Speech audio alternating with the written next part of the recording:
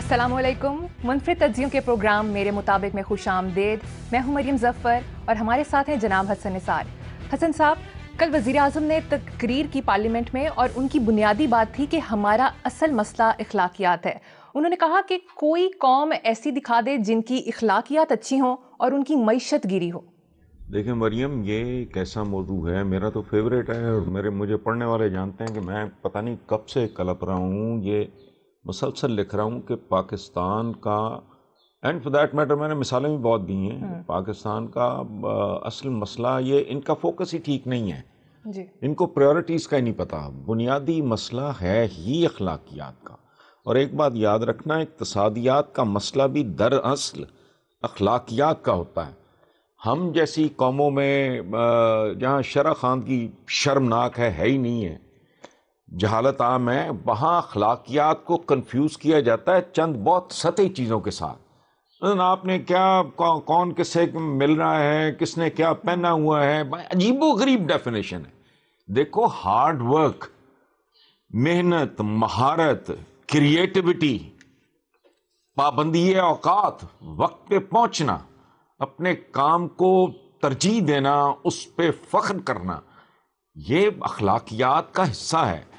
झूठ ना बोलना, मिलावट ना करना, गलत बयानी ना करना। तो एक माशरा जो पल ही रहा हो झूठ पे, टॉप से देखो आप, लीडरशिप से लेके नीचे तक झूठ पे जिंदा हैं लोग।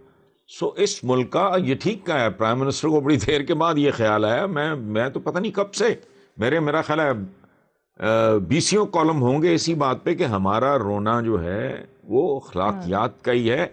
और बात सुने, ये जो बात करते हैं ना रियासत मदीना, वो इनको पता नहीं है अब तक कि रियासत मदीना है क्या है। कहीं कभी डिफाइन करके बताएं मुझे। रियासत मदीना बुनियादी तौर पे है आदमी को इंसान बनाना। बिल्कुल। और जब मैं ये बात करता हूं कि आदमी के तौर पे तो पैदा होता है ना बंदा, इब्ने आदम के तौर पे, औरत हो मर्द हो, उसका असल जिंदगी में चैलेंज होता है कि खुद को वो अपग्रेड करता रहे और आहिस्ता आहिस्ता वो आदमी से इंसान के लेवल पे चला जाए। इंसान का लेवल ये है जहां उनकी अखलाकियात इस तरह की होती हैं कि लोग अट्रैक्ट होते हैं, माशरा मजबूत होता है। डिसिप्लिन भी अखलाकियात का हिस्सा है, ये याद रखना। बिल्कुल। लानत है उसकी अखलाकियात पे जो कतार नहीं बना सकता। हमारे यहाँ खास तौर पे एक खास किस्म की कम्युनिटी है जिसने अखलाकियात की डेफिनेशन का ही बेड़ा गर्क करके रखती है। बदअखलाकी है ये, लाइन में खड़े ना होना, बदतमीजी है ये एक पैकेज है पूरा मैनरिज्म का। लेकिन बहरहाल हमारे यहाँ तो यहाँ समझ ही कोई नहीं है। और आपके तो माशाल्लाह लीडर्स, सो कॉल्ड, जिन्हें लीडर्स कहते हुए मुझे तो शर्म आती है, उनकी अप्रोच ये है कि कैमरास के सामने खड़े होके बैठ के बताते हैं कि अगर मेरे एहसासे मेरी आमदनी से ज्यादा है तो किसी को क्या तकलीफ। यानी जहां घटियापन इस लेवल का हो वहां बात करते हो अखलाकियात की। ये क्या हो रहा है सेनेट से लेके, ये कल क्या हुआ है जी। ये अखलाकियात है। नंगी गालियां दी गई हैं, बेहूदगी की गई है। बंदा एक अच्छा खासा, जिसके बारे में मेरा ओपिनियन मैं नहीं जानता उन साहब को, वो बाकायदा दुलतियां झाड़ रहा है। जी। सो बहरहाल प्लीज, ठीक है हसन साहब, ठीक यकीनन का है एक इमरान ने, लेकिन बहुत ठीक का है। और पता नहीं समझ है भी कि नहीं, पता नहीं समझ है भी कि नहीं। मेरे कॉलम का को उठा के टोटा किसी ने पकड़ा दिया होगा, पता नहीं है कि नहीं है। रियासत मदीना आज तक जिक्र हो रहा है, डिफाइन तो करो। वो आदमियों को इंसान बनाने का नाम है, तेल निकालने का नाम नहीं है। सोना नहीं निकालना कानों से, चांदी नहीं निकालनी, हीरे जवाहरात नहीं निकालने। इंसानों को, पत्थरों को हीरे जवाहरात में तब्दील करना है। और वो होता है अखलाकियात से। वो आला होंगी तो इंसान होगा, वरना वो आदमी होगा। हसन साहब, अफसोसनाक सूरत हाल पेश आई। नून लीग और पीटीआई के हामियों ने असम्बली के बाहर एक दूसरे से हाथापाई की, गालम गलोच की, और मुसद्दिक मलिक और मरियम औरंगजेब ने वजीर आजम के लिए गैर पार्लिमानी ज़बान इस्तेमाल की। ये तवक्को नहीं की जा सकती थी। क्या मिसाल कायम कर रहे हैं वो लोग? देखें मरियम, आपकी जो हम नाम है इस पे बाद में बात करते हैं। पहले ये जो बात आपने की है, वहाँ क्या हुआ है, चितर चले हैं, थप्पड़ चले हैं, गालियाँ चली हैं, दुलत्तियाँ झाड़ी गई हैं। तो भाई ये کنٹینیوٹی ہے. کس بات پہ حیران ہوں آپ؟ اس میں سوال والی تو مریم بیسیکلی بات ہی کوئی نہیں ہے. ڈسکا میں جمہوری ڈسکو ڈانس پیش ہوا تھا, یہاں پارلیمانی بھنگڑا آپ نے دیکھ لیا ہے, تو کیا ہے؟ دس از واٹ وی آر. یہ ہمارا پولیٹیشین. میں تو کہتا ہوں کہ اگر لسی گندی ہوگی, زہریلی ہوگی, اس کا مکھن بہت زیادہ زہریلا ہوگا. یہ سوسائٹی کا مکھن تھا وہاں اکٹھا ہوا ہوا جن کی آپ بات کر رہے ہیں. اچھا رہ گئی یہ مریم, اس کے بارے میں بھی میری رائے تو بڑی پازیٹیو تھی. میں کیا کروں, میری ماں میرے سے انفیریئر کیسے ہو سکتی ہے؟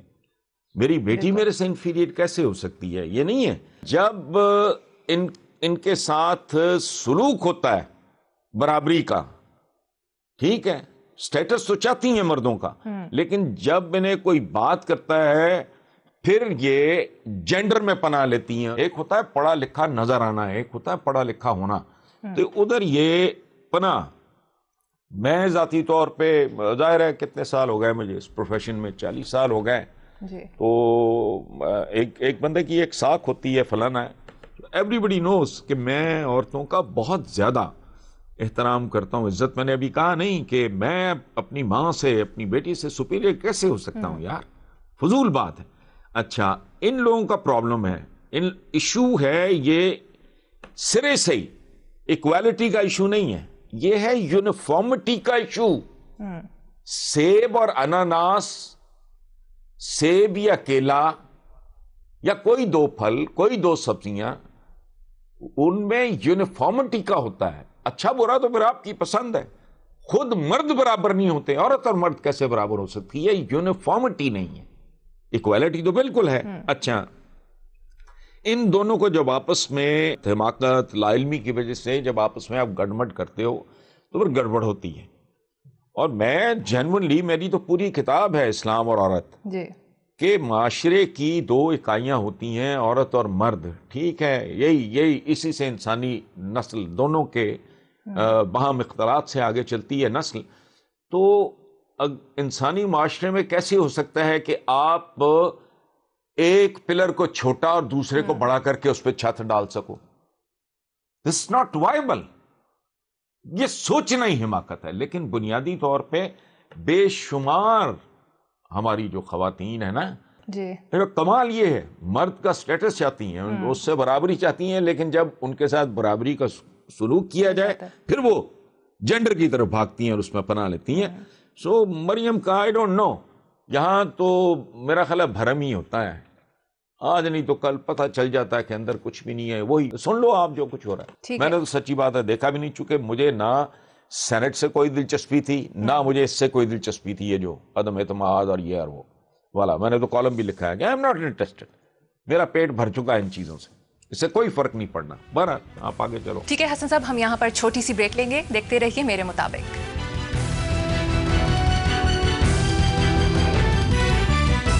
Welcome back. حسن صاحب, پی ایس پی کے سربراہ مصطفیٰ کمال نے سہراب گوٹ میں پختون برادری کے ایک جلسے سے خطاب کرتے ہوئے کہا کہ وہ کراچی سے لسانی سیاست کو ہمیشہ کے لیے ختم کر دیں گے. دیکھو بات سنو, میں یہ ایم کیو ایم, سابق ایم کیو ایم کہہ لیں, جو بھی کہہ لیں, بہت سے لوگوں کو جانتا ہوں. مصطفیٰ کمال جینولی کمال, با کمال آدمی, کوئی شک نہیں ہے. اور اگر یہ بندہ عمران خان سے آدھی میں کہہ رہا ہوں مستقل مزاجی کے ساتھ ڈٹا رہے تو پاکستان کی پولیٹکس میں بہت بڑا ایسٹ ثابت ہو سکتا ہے اور بہت زیادہ کنٹریبیوٹ کر سکتا ہے. ایز اے ہیومن بینگ, ایک ذہین آدمی, ایک مخلص آدمی, ایک کمیٹڈ آدمی, ایک ہارڈ ورکنگ آدمی. تو میں دعا گو ہوں. اور یہ بہت بڑی بات ہے. سہراب گوٹ میں نے بھی دیکھا ہے ایک انگریزی اخبار کے وہ اپر ہاف پہ فرسٹ پیج پہ ہی تصویر دیکھی ہے, تو ویری ویری امپریسو. میں ٹی وی پہ تو نہیں دیکھ سکا, لیکن مصطفیٰ کمال ہمارے ملک کے لیے از اے گڈ نیوز. یہ جو کچھ آپ نے دیکھا ہے نا, وہ ان سے بہت بہتر مٹیریل ہے. ٹھیک ہے حسن صاحب, وزیر اعظم عمران خان نے کہا ہے کہ سینٹ الیکشن پر الیکشن کمیشن کو ایجنسیوں سے سیکرٹ بریفنگ لینی چاہیے. لے لیں, کوئی حرج نہیں ہے, لیکن اس سے کیا ہوگا؟ یہ کوئی دیکھو, یہ یہ کوئی شارٹ ٹرم پلان نہیں ہے. 22-24 کروڑ انسان جو پٹڑی سے اتر چکے ہیں، بلکہ آج تک پٹڑی ان کو نصیب ہوئی ہی نہیں. ان کو آپ ایجنسیوں سے بریفنگ سیکرٹ لے کے تو کیا کیا نہیں ہوا اس ملک میں. پھانسیاں بھی چڑھ گئے لوگ، جلاوطنیاں بھی دیکھ لیں، لیکن اتنے ڈھیٹ ہیں. کیا کرو گے کسی کا؟ وہ ایک جانور کی دم کے بارے میں مشہور ہے کہ اس کو 100 سال بھی آپ کسی اسٹریٹ آپ اس میں رکھو گے ٹیوب میں، جب اتارو گے تو وہ دم ہے اس کی، وہ پھر ٹیڑھی کی ٹیڑھی ہوگی. تو لے لیں، کوئی حرج نہیں، شوق یہ بھی پورا کرنا ہے. ٹھیک ہے حسن صاحب، الیکشن کمیشن نے وزیر اعظم کے بیان پر رد عمل دیا ہے کہ ان کا بیان سن کر دکھ ہوا ہے ان کو. الیکشن کمیشن کو دکھ ہوا ہے؟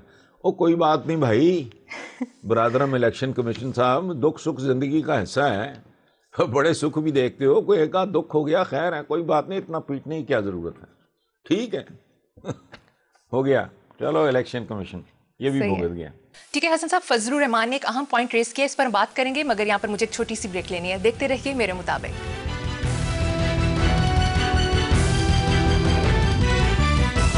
Welcome back. حسن صاحب، مولانا فضل الرحمان نے کہا ہے کہ اسٹیل مل اور پی آئی اے کے ملازمین نے کون سی کرپشن کی تھی کہ عمران خان نے انہیں نکال دیا. یہ بڑا لمیٹڈ ویژن ہے.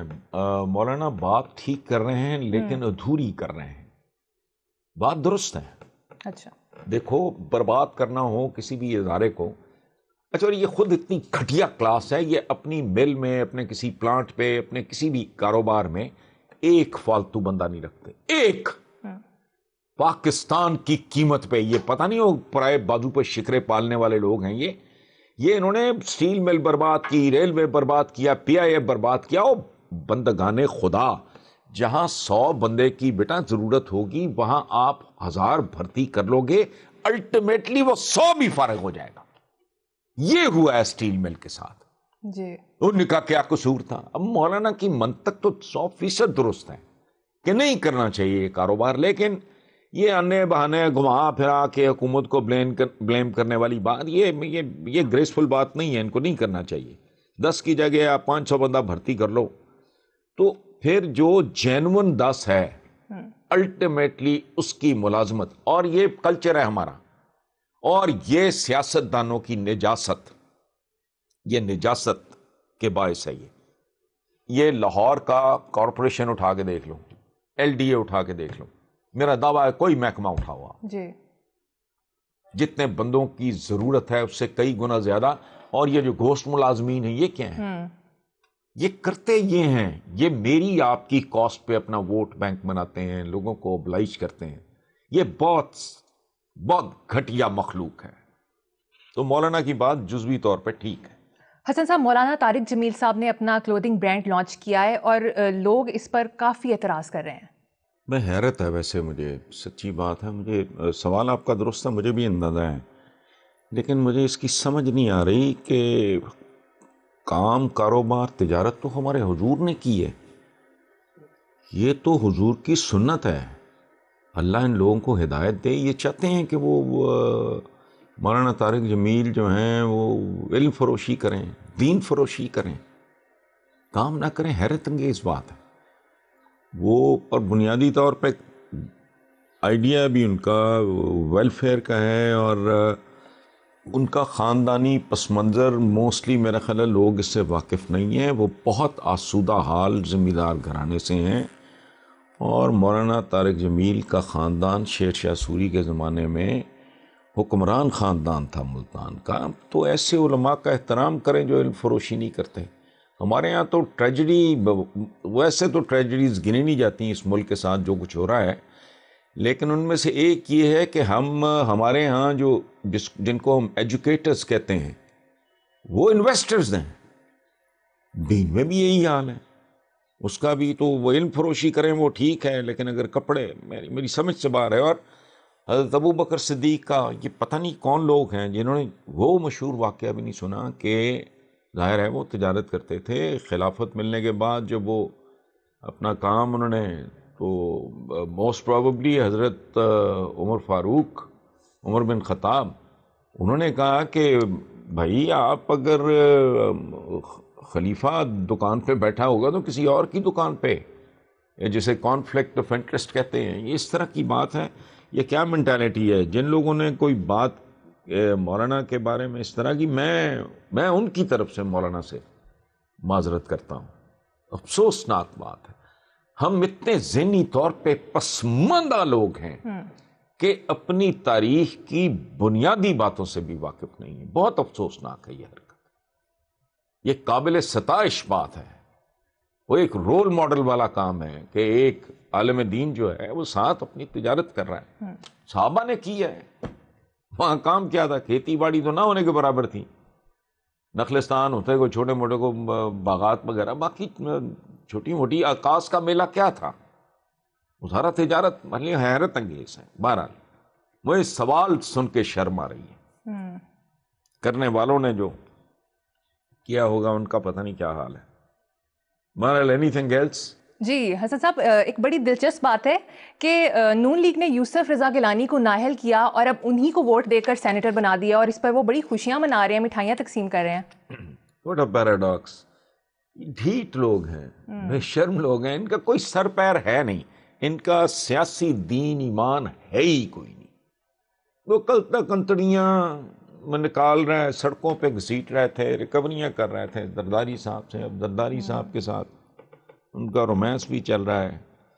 کل تک جن کو نااہل کروانے کے لیے ایڑی چوٹی کا زور، یہ نواز شریف صاحب کالا کوٹ پہن کے چلے گئے تھے. اندازہ لگاؤ یار، یہ صاحب وکیل بھی ہیں، حیرت ہوتی ہے. اچھا، وہ کل تک جس کو نااہل کرانے کے لیے ایڑی چوٹی کا زور لگایا اور کروا بھی دیا، اب پتہ نہیں کس کس چیز کا زور لگا کے انہوں نے کون سا زور لگا کے، کوئی پیسے کا، کوئی انفلوئنس کا، کوئی منت کا، کوئی ترلے کا، پتہ نہیں کیا کر کے انہوں نے وہ اسی بندے کو جتوا لیا. اس میں حیرت کیا ہے؟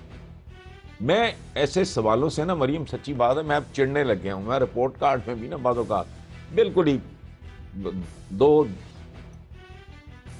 جملوں میں بات ختم کر دیتا ہوں. جی میں حیران ہوں کہ یہ 70-72 سال سے ہمیں مسلسل سرپرائزز دے رہے ہیں، اور ہم ایسے احمق لوگ ہیں. میں اپنی بات کر رہا ہوں، ہم حیران ہوں، ان سے باز ہی نہیں آتے.